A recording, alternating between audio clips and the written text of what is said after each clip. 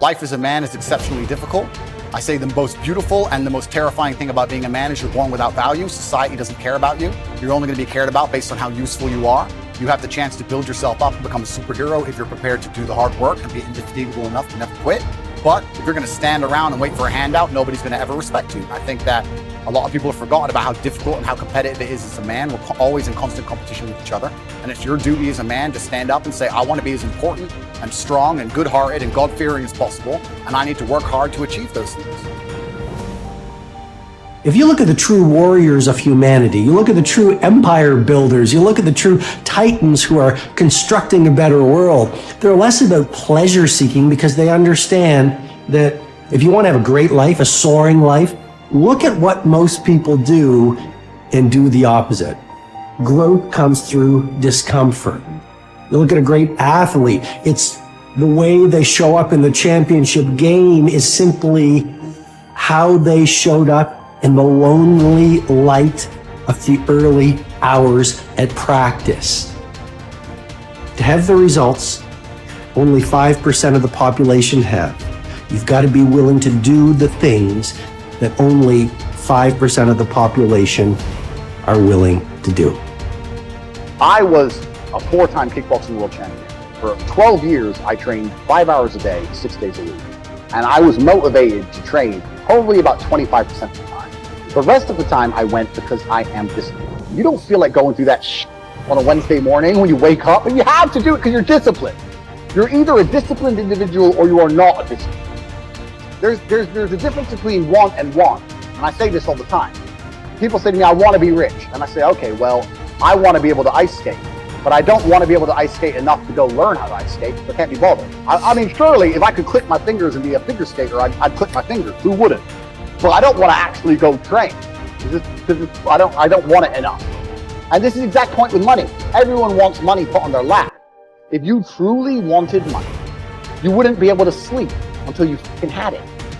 The masters make the hardest things in the world look easiest. And in the moments where you push yourself, those moments tend to lead to success. But you've got to stop rationalizing, stop making excuses, stop telling yourself little watered down assessments of where you're really at. Tell yourself the truth. And the truth shall set you free. And the truth that I had to come to grips with, that I wasn't in charge of my destiny. The truth was that I wasn't giving all that I had. The truth was that there are some things that I wanted to do, but I didn't have the courage to act on those things. I had to start looking at my life differently. I started going to work earlier. I started being the last one to leave here. I started working harder than anybody else. I am not motivated to do the things I'm supposed to do. I don't wake up full of joy. I have to go to the gym, or that I have to work, or I deal with crap. I don't feel motivated to do them. I'm disciplined. I do them regardless of how I feel. Whether I'm in the mood to do it or I'm not in the mood to do it, it gets done. That's discipline. Discipline's a real thing. Motivation is fleeting. You're never going to be permanently motivated. If you're the kind of person who can only try hard at something he enjoys, then you're going to fail. If you truly want to win, you can't only want to win when you're happy, and you can't only want to win when you're motivated. You're competing against men like me who will perform even when it's raining, not only when the sun is shining. And if you're going to be the kind of person who can only do it in one of those scenarios, you are going to lose. You must be prepared to perform all of the time. I have a lot of people who message me and say, I struggle with motivation. My answer is simple. Then stay a loser. If you can't find the motivation to not be a loser, then I strongly recommend you just stay a loser, stay in your lane, and stay out of my way. I have no time for people who cannot find the motivation to fix themselves and fix their own lives.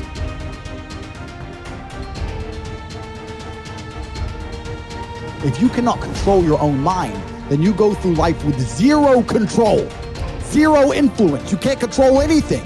You're just a feather in the wind, waiting for life to blow you from happy place to sad place to happy place to sad place, completely hoping on the gods to be fortunate to you, because if any genuine discomfort comes your way, we're clouded with doubt, and we wonder why it is so difficult for us to grow into the best version of ourselves. We wonder why it is so difficult to climb that mountain, to get over that obstacle. It's because we are not looking at the opportunity with the right perspective.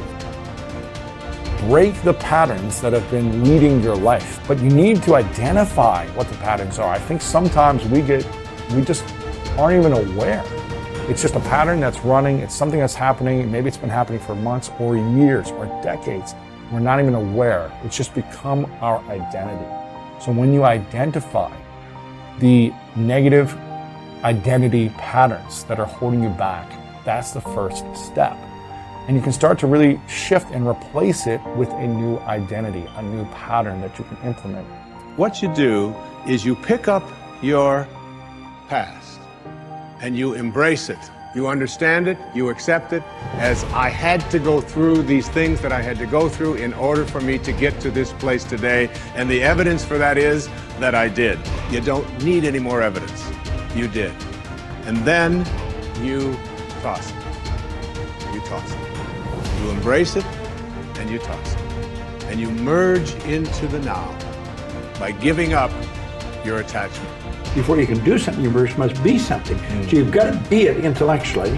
You've got to be it emotionally. That's like Solomon says, as a person thinks in their heart, the emotional man. Well, it's only a period of time then until it manifests physically. That's one of the first laws of the universe, is the perpetual transmutation of energy. Energy is moving into form, always. To form, moving into form, through form, back into form again. So we cause it all to happen the way we think and the way we stay locked into ideas. I don't think greatness is something you're born with, some mysterious power bestowed upon us by God. It's something that truly exists in everyone. I look at it as a superpower we all have, buried deep inside us. This tiny diamond surrounded by layers and layers of rock, the hardest rock in the universe. And every time you do something good, a piece of that rock breaks away. We control where awareness goes, we're controlling where energy is flowing. And if we're controlling where energy is flowing, we're controlling what's manifesting in our life. All I need to do is control where my awareness goes. And if I can control where my awareness goes, I can control where my energy is flowing. And if I can control where my energy is flowing, I can control what is manifesting in my life. Every single person that wins big, every single person that you look at, every single person that you're inspired by, every single person that you aspire to be like, they only have one plan, and that is they are going to win or they are going to die trying. You can make your dream into a reality, but it will only take one person to believe that it's possible. It will only take one person to put in the work. That person is you. If you're sitting down and you start thinking about some future worst case scenario that you're conjuring up in your mind, and you begin to feel the emotion of that event, your body doesn't know the difference between the event that's taking place in your world, outer world, and what you're creating by emotion or thought alone. So most people then, they're constantly reaffirming their emotional states. So when it comes time to give up that emotion, they can say, I really want to do it. But really the body is stronger than the mind because it's been conditioned that way. So the servant now has become the master. And the person all of a sudden, once they step into that unknown, they'd rather feel guilt and suffering because at least they can predict it. Being in the unknown is a scary place for most people because the unknown is uncertain. And people say to me, well, I can't predict my future. I'm in the unknown, and I always say the best way to predict your future is to create it. Not from the known, but from the unknown. What thoughts do you want to fire and wire in your brain? What behaviors do you want to demonstrate in one day? The act of rehearsing them mentally, closing your eyes, and rehearsing the action. Rehearsing the reaction of what you want? Or the action? The action of what you want. By closing your eyes and mentally rehearsing some action. If you're truly present, the brain does not know the difference between what you're imaging and what you're experiencing in 3D world. So then you begin to install the neurological hardware in your brain to look like the event has already occurred. Now, your brain is no longer a record of the past. Now it's a map to the future. And if you keep doing it, priming it that way, the hardware becomes a software program. The law of expectation says that your expectations tend to become your own self-fulfilling prophecies. In other words, what you expect to happen usually does. And if your expectations are based on false information, so you have false expectations, that's what will happen anyway. For instance, your expectations could be that you are destined to have an extraordinary life and be extremely successful. is that no matter what happens, it's all part of a learning process that is leading you inevitably to great success, happiness, and accomplishment. And if you absolutely expect that to be true, if that's your fundamental belief, then over time that will become true. You'll be able to throw off the ups and downs of life. You'll be able to ignore the negative influences around you. If you confidently expect to be a great success, then by gum, you sure will be. No matter what people tell you, you just say, well, it'll be all right. Everything will work out fine. And we know that an attitude of confident expectation is a hallmark of highly successful people. They just expect to succeed more than they fail. They expect to be liked by others more often than they're disliked. They expect to learn from every difficulty that they have. They expect to keep making progress. They just confidently expect it. And surprise, surprise, your expectations affect your realities. What you experience on the outside is determined by how you think on the inside. As they say, you are not what you think you are, but what you think you are. In the Bible it says, as a man thinketh in his heart, which means in his subconscious mind, way down deep, so is he. According to your faith, it's done unto you, and so on. Big picture thinking can benefit any person in any profession. When somebody like Jack Welch tells a G employee that the ongoing relationship with the customer is more important than the sale of an individual product, he's reminding them of the big picture. When two parents are fed up with potty training, poor grades or benders and one reminds the other that the current difficult time is only a temporary season, then they benefit from thinking big picture. You have to think anyway, so why not think big? Big picture thinking brings wholeness and maturity to a person's thinking. It brings perspective. It's like making the frame of a picture bigger in the process, expanding not only what you can see, but what you are able to do. Big picture thinkers are never satisfied with what they already know. They are always visiting new places, learning new skills. And because of that practice, they often are able to connect the unconnected. They are lifelong learners. To help me maintain a learner's attitude, I spend a few moments every morning thinking about my learning opportunities for the day. As I review my calendar and to-do list, knowing whom I will meet that day, what I will read, which meetings I will attend, I note where I am most likely to learn something.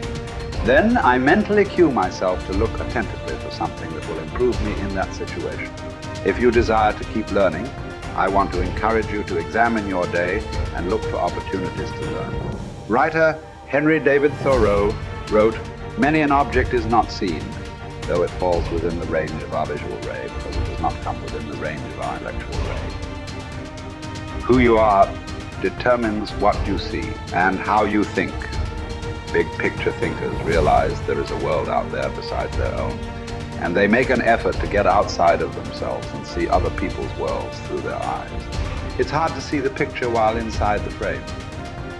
To see how others see, you must first find out how they think. Becoming a good listener certainly helps with that. So does getting over your personal agenda and trying to take the other person's perspective. French essayist Michel Ayquem de Montaigne wrote, "The value of life lies not in the length of days, but in the use we make of them." A man may live long yet live very little. The truth is that you can spend your life any way you want, but you can spend it only once. Becoming a big picture thinker can help you to live with wholeness, to live a very fulfilling life. People who see the big picture expand their experience because they expand their world. As a result, they accomplish more than narrow-minded people. And they experience fewer unwanted surprises too, because they are more likely to see the many components involved in any given situation. Issues, people, relationships, timing, and values. They are also, therefore, usually more tolerant of other people and their thinking.